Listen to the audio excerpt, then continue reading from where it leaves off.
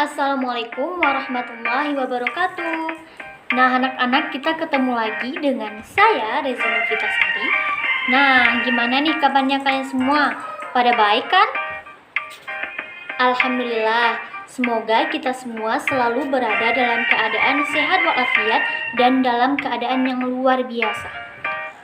Nah, baiklah, pada kesempatan kali ini kita akan membahas tentang apa, ayo?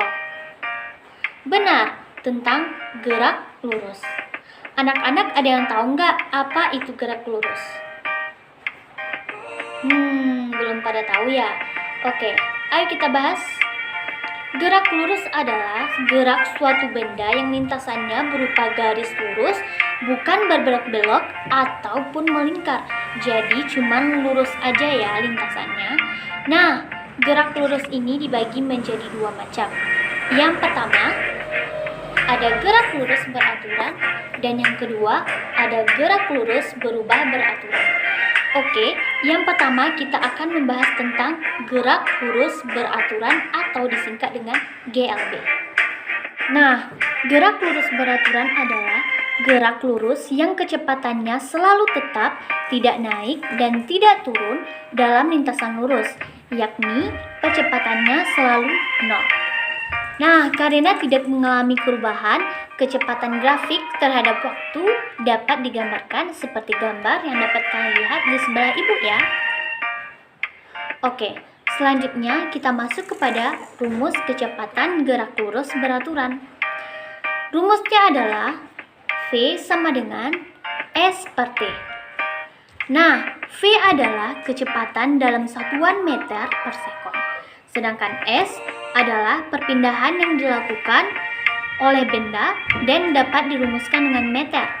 Dan T adalah waktu tempuh benda dan selalu dilambangkan dengan sekon ataupun detik. Anak-anak, setelah kita tahu apa itu pengertian gerak lurus beraturan dan rumusnya, sekarang kita akan masuk kepada contoh pertanyaan dari GLB. Apa contohnya? Oke. Seorang pengendara mobil berkendara selama 30 menit sepanjang lintasan lurus dengan jarak 200 meter. Berapakah kecepatan dari atlet pada tersebut? Seperti yang telah kita tahu bahwa kecepatan dilambangkan dengan V, dan rumus V adalah S dibagi dengan T. Sementara S adalah perpindahan. Dan pada soal yang telah kita bacakan tadi, S itu adalah perpindahan sehingga dinyatakan dengan 200 meter. Jadi S-nya 200 dan waktu. Waktu dinyatakan bahwa pengendara berkendara selama 30 menit sehingga T-nya adalah 30.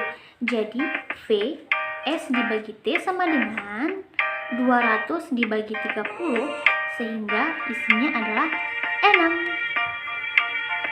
Jadi, setelah kita membahas tentang contoh soal, kita akan menarik kesimpulan dari materi gerak lurus beraturan, yakni gerak lurus beraturan memiliki ciri-ciri, yaitu yang pertama, gerak lurus beraturan bendanya selalu berada pada lintasan berupa garis lurus dan kecepatan benda selalu tetap dan tidak mempunyai kecepatan alias 0 atau A sama dengan 0. Oke, selanjutnya kita masuk kepada gerak lurus yang kedua, yaitu benar, gerak lurus berubah beraturan. Nah, kalian tahu nggak apa itu gerak lurus berubah beraturan? Oke, kalau nggak tahu, yuk kita bahas sama-sama. Nah, gerak lurus berubah beraturan adalah gerak pada lintasan lurus yang percepatannya tetap atau konstan. Artinya, gerak ini mengalami kecepatan teratur sehingga kecepatannya menjadi tetap. Dan inilah yang menjadi dasar perbedaan dari gerak lurus beraturan dengan gerak lurus berubah beraturan, yakni terletak pada percepatan. Jika pada GLB kecepatannya adalah 0, tapi pada gerak lurus berubah beraturan kecepatannya adalah tetap. Nah, berdasarkan kelajuannya, gerak lurus berubah beraturan juga dibedakan menjadi dua macam. Yang pertama, ada gerak lurus berubah beraturan dipercepat, yaitu Bila kelajuan benda-benda bertambah dengan nilai yang sama setiap sekonnya, maka disebut sebagai gerak lurus dipercepat. Apa aja contohnya? Nah, contohnya adalah buah kelapa yang jatuh dari pohonnya. Nah, yang kedua ada gerak lurus berubah beraturan diperlambat, yakni bila kelajuan benda berkurang dengan nilai yang sama setiap sekonnya, maka disebut dengan gerak lurus berubah beraturan diperlambat. Contohnya adalah bola yang dilambungkan ke atas. Nah, ini biasanya terdapat ketika kalian sedang memainkan bola voli. Nah, selanjutnya kita akan masuk kepada rumus gerak lurus berubah beraturan. Untuk itu, yuk kita lihat video berikut ini.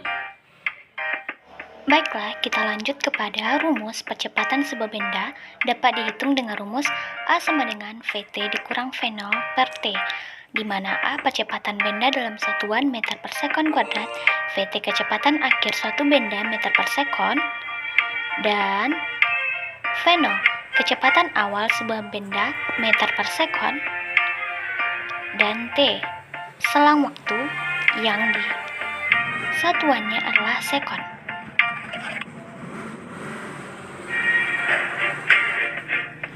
Nah, selanjutnya kita akan membahas tentang rumus jarak yang ditempuh oleh benda yang dapat dihitung dengan persamaan sebagai berikut.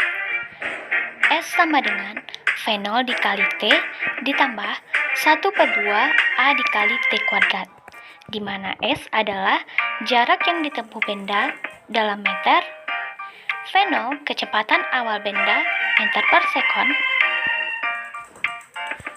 A adalah percepatan benda meter per sekon kuadrat, dan T adalah waktu tempuh pada benda. Oke, selanjutnya kita masuk kepada contoh soal dari GLBB. 1. Perhatikan beberapa peristiwa di bawah ini. Yang pertama, air terjun. Yang kedua, peluru ditembakkan ke atas. Yang ketiga, kelereng menggelinding di papan datar. Yang keempat, sepeda bergerak pada jalan menurun tanpa pengereman. Peristiwa di atas yang menunjukkan terjadinya gerak dipercepat beraturan adalah C. 1 dan 4. Karena jika gerak dipercepat beraturan, maka dari ABCD kita melihat bahwa yang semakin cepat adalah air terjun dan sepeda bergerak pada jalan menurun tanpa pengereman. Soal kedua, sebuah pengendara sepeda motor bergerak dengan kelajuan 60 km per jam menuju kota A yang berjarak 120 km. Maka waktu yang diperlukan pengendara tersebut untuk sampai di kota A adalah A. 3,5 jam, B. 2,5 jam, C. 2 jam, dan D. 3 jam. Oke, seperti diketahui bahwa kelajuannya 60 km per jam dan jaraknya 120 km. Maka waktu yang ditempuh adalah V sama dengan S per T dan T sama dengan S per V, yaitu jarak dibagi dengan kelajuan. Sehingga T sama dengan S per V, yaitu 120 dibagi 60, sehingga jawabannya adalah T sama dengan 2 jam. Jadi waktu yang diperlukan oleh pengendara sampai di kota A adalah 2 jam. Nah, jadi itulah materi tentang gerak lurus beraturan dan gerak lurus berubah beraturan. Semoga anak-anak di rumah bisa paham dan cepat memahami apa yang tadi kita bahas ya. Oke, nah karena waktu kita udah habis, semoga anak-anak semua selalu berada dalam keadaan sehat walafiat dan assalamualaikum.